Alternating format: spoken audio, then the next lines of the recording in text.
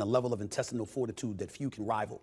So when you got to go into the a level of fortitude that few can rival, bro. Oh no. and inflation ravaging us all, combined with the border Inflation ravaging us all. Who are you talking about, Stephen A? Stephen A. Smith is a center-right Republican, maybe centrist Republican, moderate, I don't know.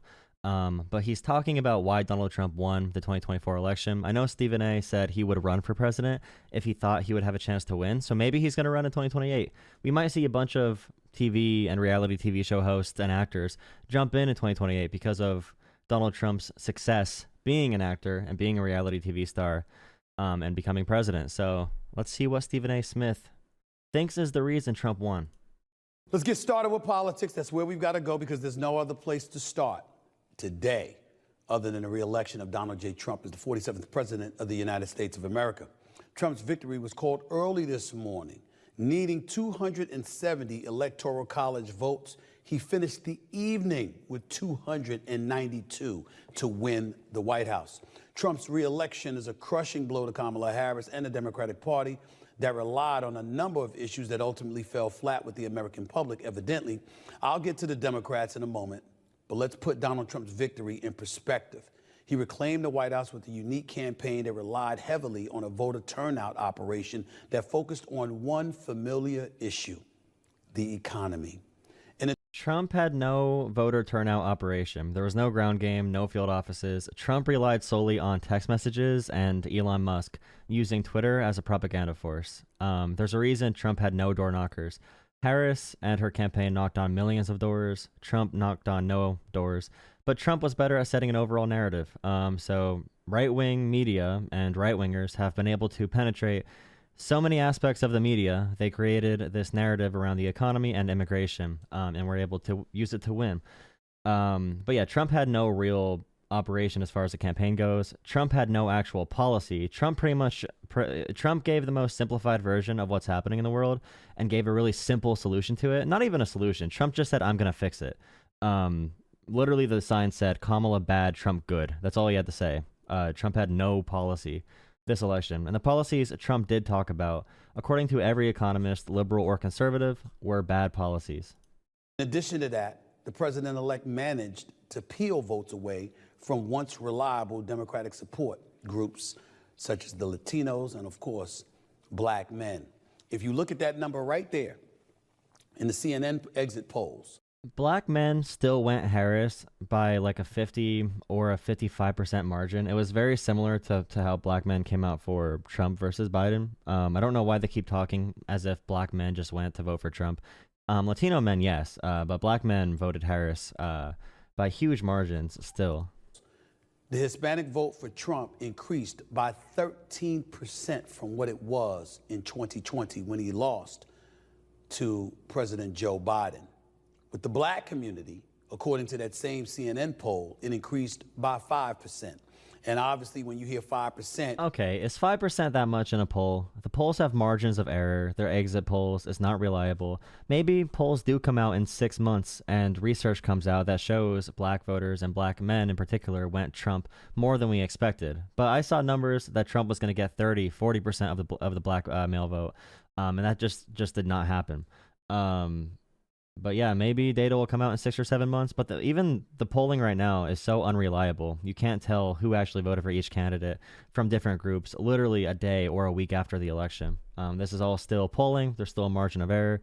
There's still different methodologies they use. So, I mean, you're automatically going to deduce that it was black men that ultimately hurt Kamala Harris. I tend to focus on the 13%. Because I think that when you are Kamala Harris and the Democratic Party, that's really, really what we have to do as we take a closer look as to what transpired. I'm going to say this before I get into any of that. Donald Trump's return to the White House is the greatest comeback probably in American history. Greatest comeback from what? Trump was up in the polls for the past 6 months. When was he down? What do you mean the greatest comeback? You should value a comeback by what someone does to win, too. You're not going to call it a great comeback If someone gets to the NBA Finals and they only win because they purposely injure the other team's player, the way Trump won is not honorable. The lying, the propaganda, it's not a great comeback. I don't know what he's talking about as far as what Trump came back from. 34. But again, the narrative around Trump, that's all that matters. The narrative, the slogans, the story, that's all people talk about. That's how Trump is able to be successful. You don't actually talk about the policies. You don't even talk about what Trump actually said. You say he went on Joe Rogan for 3 hours. You don't have one quote that sounds even somewhat, mentally intact from that entire 3-hour conversation. But he went on for 3 hours, so he gets a participation medal. It's that mythology about Trump that people believe. Felony counts in American history. 34 felony counts, 2 impeachments. I can't count the number of mistakes that he has made. When he departed in 2020 after the insurrection at the United States Capitol, we all thought he was finished. He was done. He went back to his hub at Mar-a-Lago in Florida. Yeah, because even conservative commentators like Ben Shapiro said that January 6th was almost as bad as 9/11. Ben Shapiro legitimately said January 6th was an attempted insurrection, and it was almost as bad for America as 9/11. He said it was the worst day in American history since 9/11. That should have been the end for Trump, was January 6th. And next thing you know, plotted a return to the White House that, regardless of what they tried to throw in his direction, nothing worked. Nothing worked. Now, we could say what we want about his policies, whatever they may be. We could say what we want about his character, whatever you want to say. But when you think about leaders, one of the primary elements you're looking for from them is fight. Bro, Trump whines all the time. Trump did not do one adversarial interview.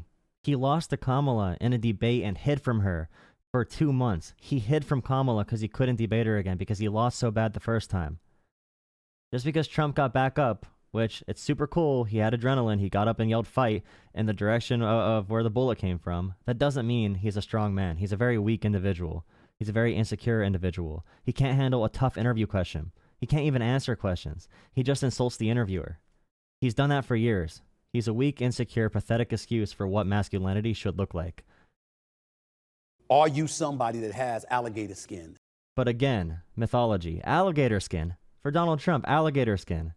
The guy who ran away from an interview after he was asked a question he didn't like and started crying about it on Twitter, saying how unfair the interview was because there was one question he didn't know the answer to in 60 Minutes in 2016. That person has alligator skin. Bro, the mythology they develop is wild. And a level of intestinal fortitude that few can rival. So when you got to go into the... A level of fortitude that few can rival, bro? Oh, no. It has alligator skin and a level of intestinal fortitude that few can rival. So when you got to go into the lion's den and deal with adversity, you're more than capable of doing so. Ladies and gentlemen, I don't know if any of us can definitively say we could deal with what Donald Trump dealt with and still end up back in the White House. He was definitely helped by Joe Rogan's endorsement in the wee hours before. Are we going to talk about Elon Musk buying an entire social media platform to use as a propaganda wing for Trump? Are we going to talk about Russia calling in like 50 bomb threats to polling places on election day that were only in Democratic areas? This is all verified, by the way. Russia called in bomb threats to polling places that Democrats were voting at purposely. Are we going to talk about any of that at all? Are we going to talk about Elon Musk talking to Russia, working with Russia and China and Israel in the background to suppress bad information about Donald Trump and to share more propaganda? Elon Musk buying the America account on Twitter, texting propaganda to American cell phones, pretending to be Kamala Harris, lying about her campaign. Is that really what we're going to talk about as fortitude and getting through something? Trump had the biggest help, the biggest affirmative action, the biggest, I don't even know, the biggest cheat code ever this election. There's nothing Trump could have done to lose this election. It wasn't rigged, as Trump would say, but the entire mythos and the slogans and the narrative around Trump is 100% cooked. It's so cooked. They're talking about Trump being a strong, positive symbol of masculinity, and he's an athlete. He's powerful. He's strong. Have you ever seen him or heard him talk? Before the election began, or before election day began, that played a role. He had some celebrities supporting him. I don't think that played much of a role. But ultimately, his focus on the economy. Before continuing, please consider liking this video and subscribing to my channel. I'm really trying to do a new approach to reach out to more people. We need a new messaging approach. We need a new narrative talking about liberal and progressive politics. And I'm trying to do that. So please offer your support. And $2.99 channel memberships are also available. Thank you. And inflation ravaging us all, combined with the border. Inflation ravaging us all? Who are you talking about, Stephen A? Ravaging us all. Who's us? Who is us, Stephen A. Smith? Issues, immigration, and over 11 to 12 million migrants. Bro, maybe he is running for president. He's really hedging right here. He's really talking like he's trying to hedge his bets for running for president in 2028. Like he sounds like he's trying to get a voter. I don't know, bro. Maybe he's gonna run. I don't know. Maybe. Entering the country illegally and focusing on that. I thought that there were certain things that he did that were nothing short of brilliant. Now, I have been on the record stating on several occasions, the economy was one thing. I just talked to you about that. Immigration was another. I just talked to you about that. What about crime in the streets? When you look at New York City, when you look at Los Angeles, when you look at the fact that people were being arrested and it's in the same day they were put in jail, they were getting out. And that wasn't true, Stephen A. New York City, Times Square. Trump said Trump said Times Square was getting overrun by immigrants that had supreme guns or migrants with supreme guns. Times Square is legitimately one of the safest places on earth when you look at per capita crime rate. The most dangerous cities are in red states. So like Oklahoma City is one of the most dangerous cities. But yeah, New York and LA, they are not the examples of these dangerous crime-ridden cities. And Stephen A should know that. Seemed to be no punitive damage that was being suffered by those who were inflicting harm upon American citizens. What about that? Okay. And then we have to pay attention to woke culture and the cancel culture.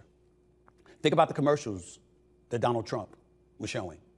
Kamala's not with you. She's with they, them. Think about the commercials that involve. This is true. The woke culture is a big reason Trump won because people are very emotional, and conservatives right now have one of the biggest victim complexes I've ever seen in a group of people. The fact conservatives are crying right now after winning the election, still saying it's rigged. The fact that conservatives were crying this entire time about Kamala Harris telling the Trump supporters to go to the smaller rally down the road, saying that Kamala was coming after Jesus. Conservatives are looking for any reason to be victims right now in this current landscape, and it's absolutely pathetic.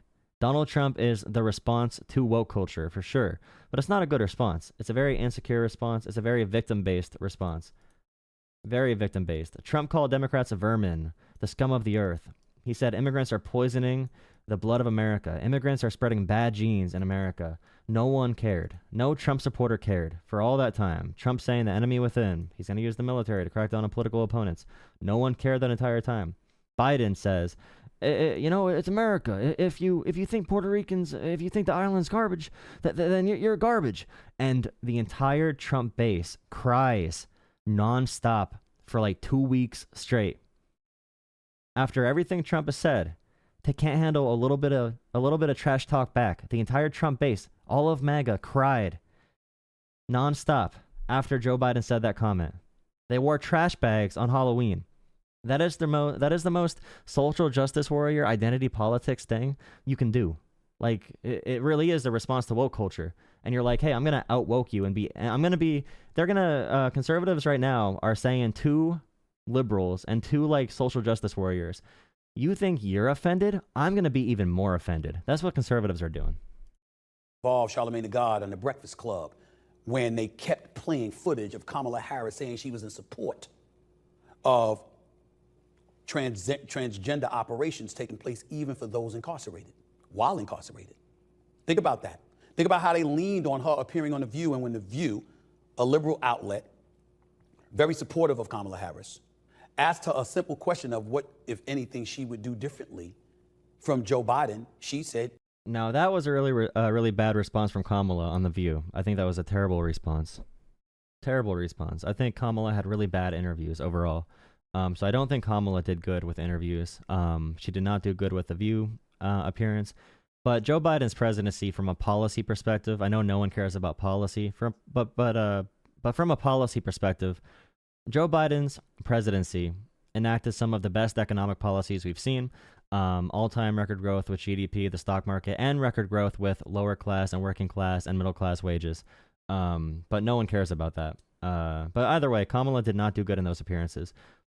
Stephen A's not really talking about how Trump, he was called out by his entire administration. The most conservative generals, 45 years serving in uniform, said that Trump is a fascist to the core, that Trump is dangerous, and no one cared. Mike Pence, Trump's own vice president, said Trump should not be president again, and no one cared. Trump literally quoted Hitler word for word on multiple occasions, and no one cared. And I doubt Stephen A is going to bring that up here. There was nothing she could think of. These are the kind of things that I think hurt her, okay? But I also lean on woke culture and cancel culture for this reason as well. Make sure you drop a like on the stream. I'm going to post this to YouTube as well, but please drop a like on the stream. I have around 600 people watching. I'm not going to check the chat until I'm done recording this segment, but make sure you leave a bunch of fun comments for me for when I'm done. Thank you. They also brought up how somebody transitioning from being a male to a female were competing against women and young ladies, knowing that there were an abundance of people, not just on the right, but independents, who would not support that. They weren't going to support that. They looked at something like that and they said, what the hell is wrong with us? They harkened back to years ago when you had people getting in trouble because instead of saying him or her or he or she, if you didn't say they, it was a violation. Yeah, and like I said, the left got offended, so now conservatives are getting even more offended. And conservatives don't even think for a second that Trump wants to remove 50 million people from their health care and greatly reduce healthcare coverage for many Americans. They did not think for a second of any policy implication. No one thought about actual policies. They didn't care that Trump wanted to do like 4,000% tariffs. They didn't care what a tariff was. They cared that Trump stood up to woke culture because people are mad at woke culture. People are offended by pronouns. People are offended by trans people. So they voted on a demographic, which is trans people that make up like 0.5% of the US population.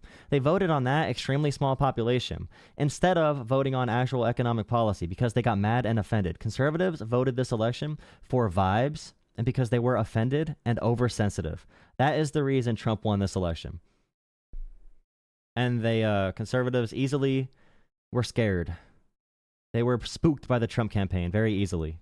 And ultimately that could get you in some kind of trouble. At some point in time, people will look. And by the way, Stephen A. Smith is talking about this like it's a world-ending issue. Come on, bro. Talk about real stuff. Talk about real policy. You're talking about pronouns now.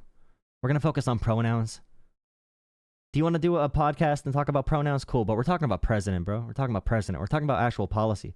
And we're going to see the policy. If Trump's able to pass some of this stuff, we're going to see it. And it's not like it was a blowout. Trump is going to win by around 1.5% in the popular vote. Not a mandate by any sense. Looking at those things. Now, some people would say that had nothing to do with the outcome of last night's election. I beg to differ. But ultimately, what it does come down to is this.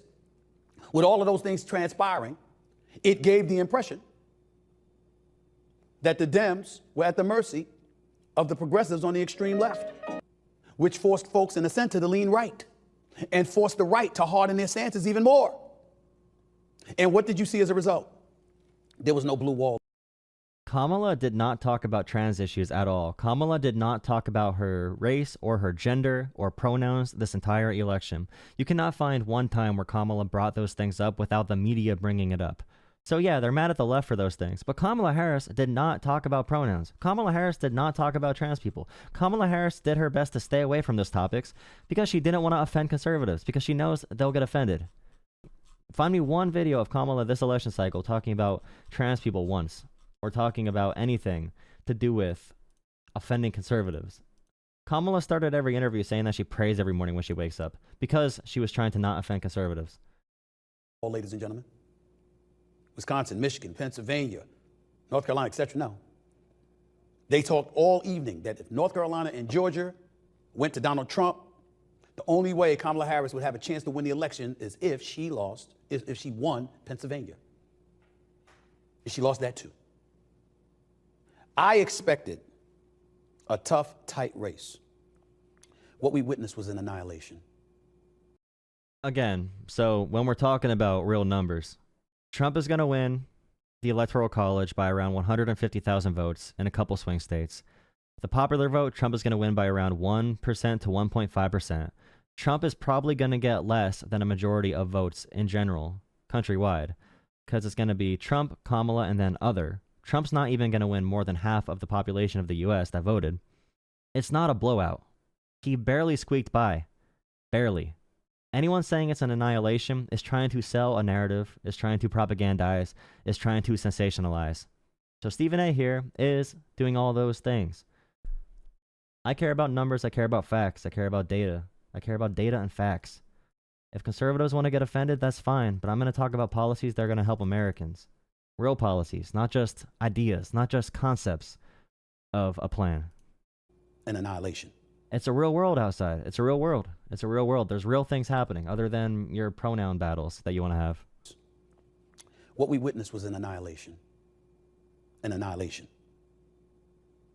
Please make sure you drop a like on the stream and hit subscribe. We have 800 concurrent viewers. If you like the stream more, we'll have even more viewers to have a fun conversation. Like I said, recording a segment right now. I will get to your comments in a few. But yeah, thank you. If you want me to reach out to you specifically, please drop a super chat.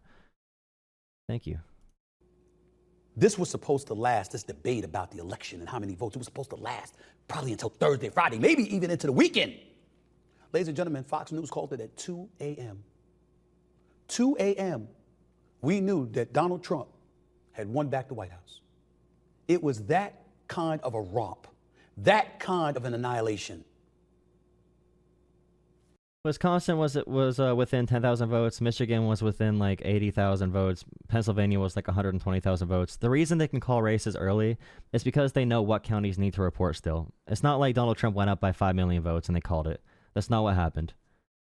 They just know the voter data in these different areas, and they were able to call it based off of that. It was not an annihilation. You want to see an annihilation? Reagan won like 49 states or whatever. Reagan annihilated his opponent. There's a couple other elections that were annihilations. But like I said earlier, Donald Trump, his popular vote margin is going to be like 50th out of presidents who won the popular vote, because Trump has not won a popular vote yet until this election, after running twice. And this is his third time running. He's going to have the 50th margin for that. And also, he's going to be like top 50 for electoral college wins. There, on no basis of reality was this an annihilation.